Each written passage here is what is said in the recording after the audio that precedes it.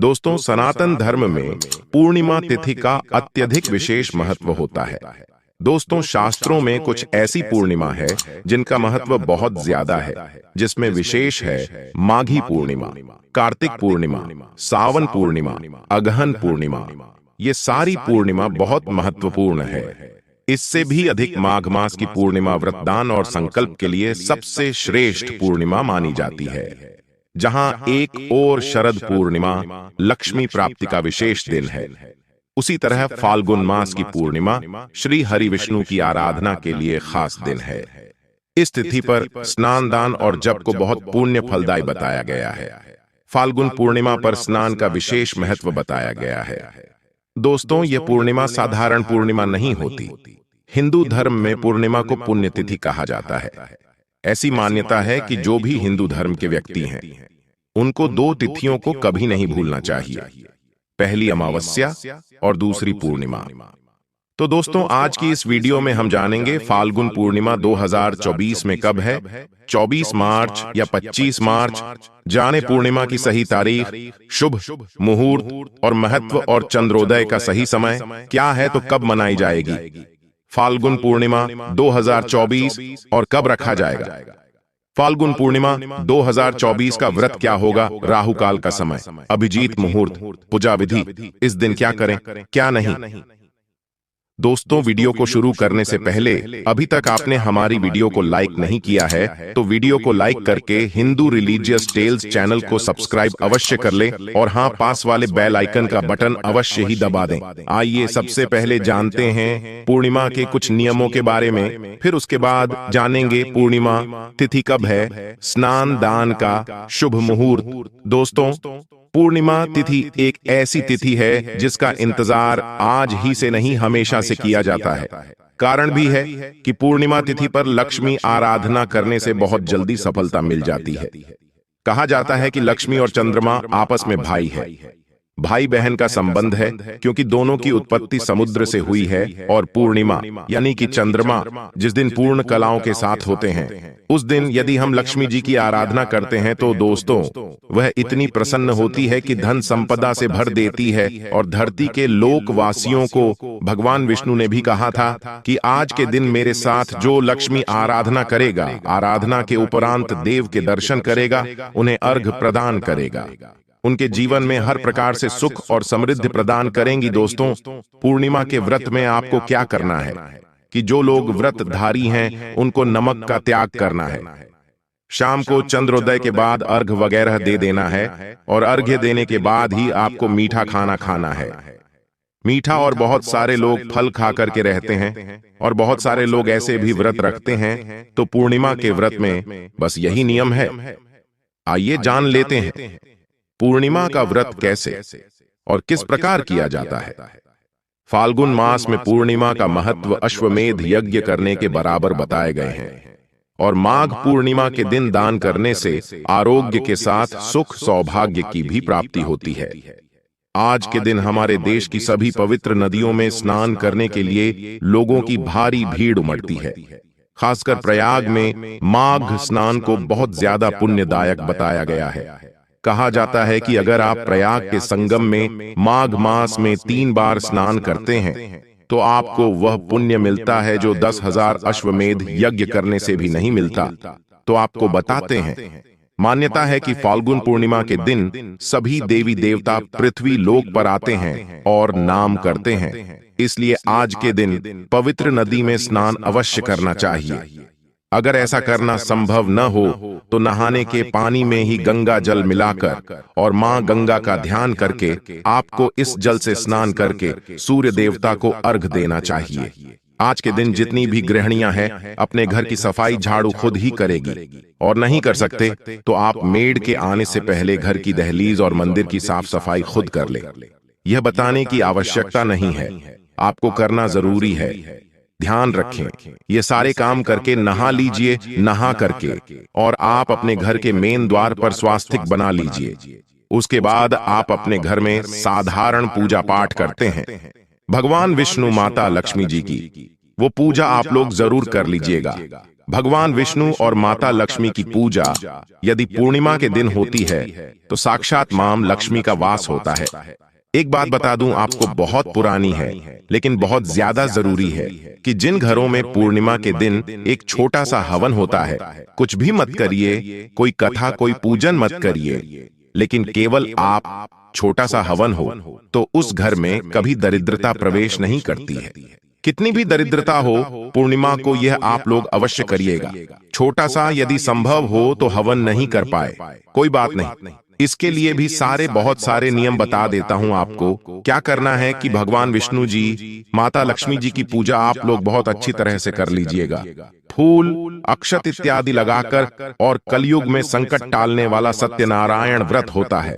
दोस्तों, सत्यनारायण की कथा, सत्यनारायण भगवान का व्रत, ये सभी संकट को दूर करता है, दुविधा को दूर करता है। इसलिए दोस्तों, सत्यनारायण कथा का ब्राह्मण के मुख्य श्रवण करना, ये कथा और भी अधिक फायदेमंद होता है। और मैं तो दावे के साथ पहली बार नहीं, बहुत बार कह चुका हूं कि 5 पूर्णिमा कर लीजिए। मनोकामनाएं पूर्ण ना हो तो आप बोलना, जब शंख की आवाज आए, दिल में भगवान विष्णु को याद करें और आप भगवान से मांग करके देखें, हर मनोकामना पूर्ण होती है। और एक बात दोस्तों, यदि आप कथा कर लेते हैं तो बहुत अच्छी बात है।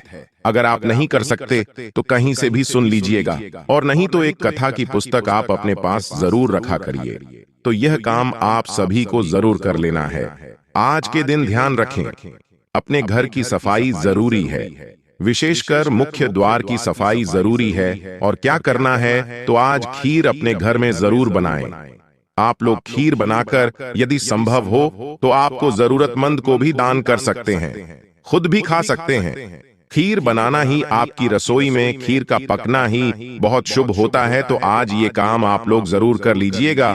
और आज अपने घर से कुछ दान जरूर, नहाने के बाद दान की सामग्री जरूर निकालिएगा।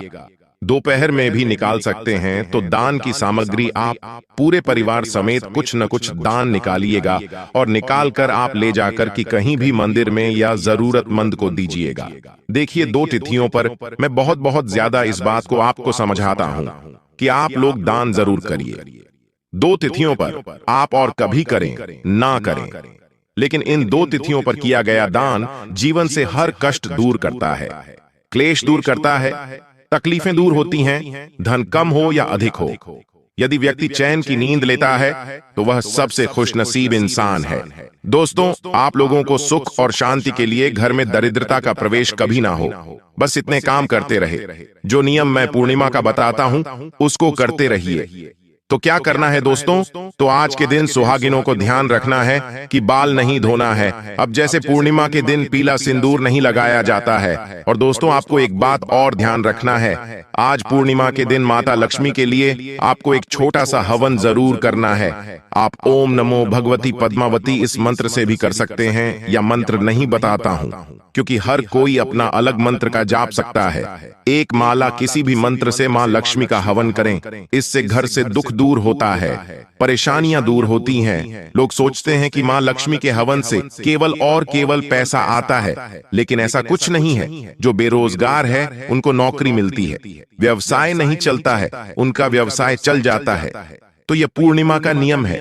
अब उनके लिए बता देता हूं जो गंगा इत्यादि स्थानों पर जा रहे हैं, आप अपने साथ कुछ चावल बांध कर जरूर ले जाए, चावल बांध कर ले जाए और चावल का दान करें। इससे आपके चंद्रमा मजबूत होते हैं। और दोस्तों, चंद्रमा और माता लक्ष्मी परस्पर भाई बहन है, इसीलिए तो पूर्णिमा में चंद्रमा को अर्घ देना बहुत महत्वपूर्ण है। तो पूर्णिमा में चंद्रमा को अर्घ नहीं दे पा रहे क्योंकि व्रत नहीं करेंगे तो नहीं दे पाएंगे। तो आप पूर्णिमा पर चावल का दान करें, विशेषकर किसी नदी तालाब के किनारे। यदि हम चावल का दान करते हैं तो हमारे जीवन से दुखों का नाश होने लगता है, धन संबंधी दिक्कतें दूर होती हैं और हमारे सभी मनोकामनाओं की पूर्ति होती है। जिन लोगों की मां से नहीं बनती है या फिर इस तरह की दिक्कतें आती रहती हैं, वह लोग भी पूर्णिमा पर चावल, दूध, चीनी आदि का दान करें। मानसिक समस्याओं से मुक्ति मिल जाएगी। बहुत सारे बच्चों को जो कि कम उम्र के हैं और मन बहुत ज्यादा चंचल है, तो उनकी मां पूर्णिमा का व्रत कर सकती है।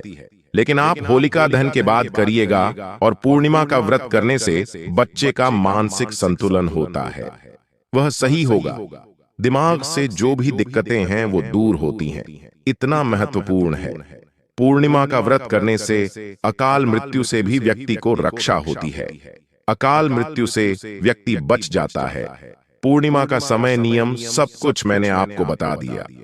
अब दूसरी चीज आपको जरूर ध्यान रखना है दोस्तों की पूर्णिमा में दान, स्नान, ये दोनों चीज बहुत जरूरी हैं और पीपल पूजा भी उतनी ही जरूरी है। और आज रविवार है तो सोने पर सुहागा है।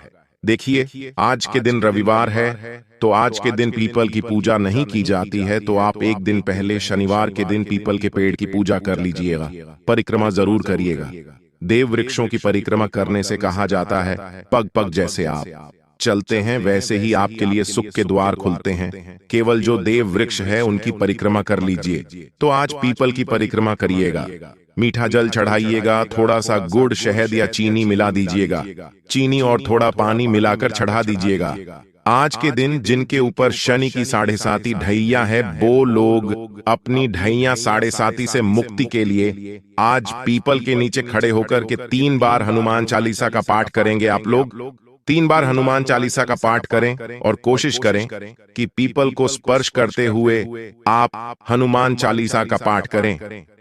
यह बहुत चमत्कारी उपाय है, इसे हर कोई भी आप कर सकते हैं। यह अद्भुत उपाय है जिससे कि शनि संबंधी से कष्ट से, समस्याओं से मुक्त हो सकते हैं।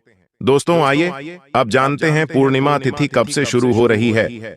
शुभ मुहूर्त, पूजा विधि। लेकिन उससे पहले अभी तक आपने वीडियो को लाइक नहीं किया है तो वीडियो को लाइक कर दीजिए, चैनल को सब्सक्राइब करके बेल आइकन अवश्य ही दबा दीजिए।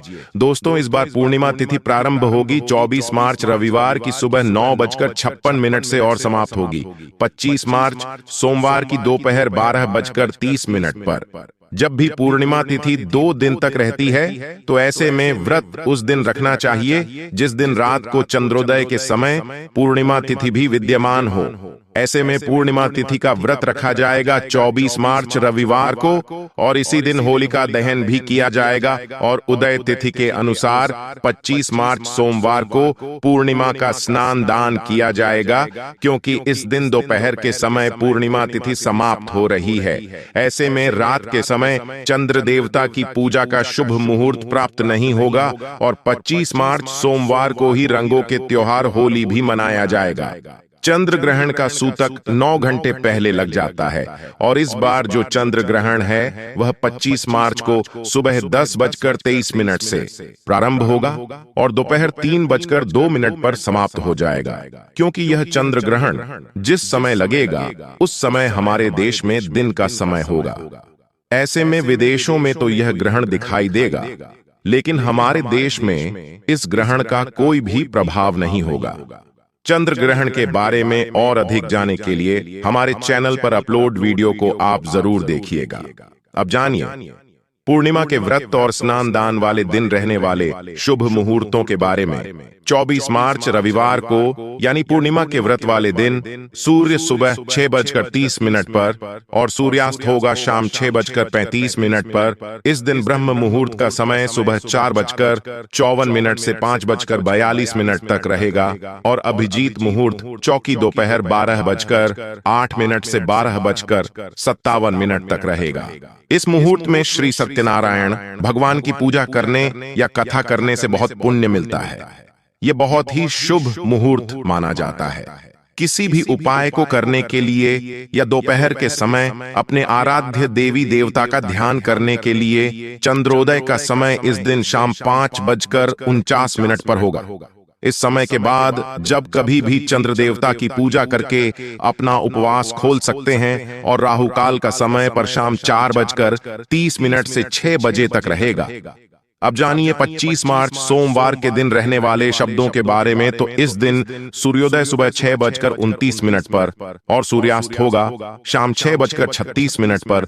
ब्रह्म मुहूर्त सुबह 4:53 से 5:41 तक रहेगा। अभिजीत मुहूर्त दोपहर 12:08 से 12:56 तक रहेगा। चंद्रोदय होगा शाम 6:48 पर और राहुकाल शाम 7:30 से 9 बजे तक रहेगा। पूर्णिमा के दिन पवित्र नदी में स्नान करके गंगा जल से स्नान करने के बाद भगवान श्री विष्णु, माता लक्ष्मी, भगवान कृष्ण के साथ ही अपने सभी आराध्य देवी देवताओं की पूजा करनी चाहिए और अपने पुत्रों के नाम से कुछ न कुछ दान देना चाहिए। तो दोस्तों, आज के लिए बस इतना ही। उम्मीद करता हूं आपको वीडियो पसंद आया तो लाइक करके हिंदू रिलीजियस टेल्स चैनल को सब्सक्राइब अवश्य करें।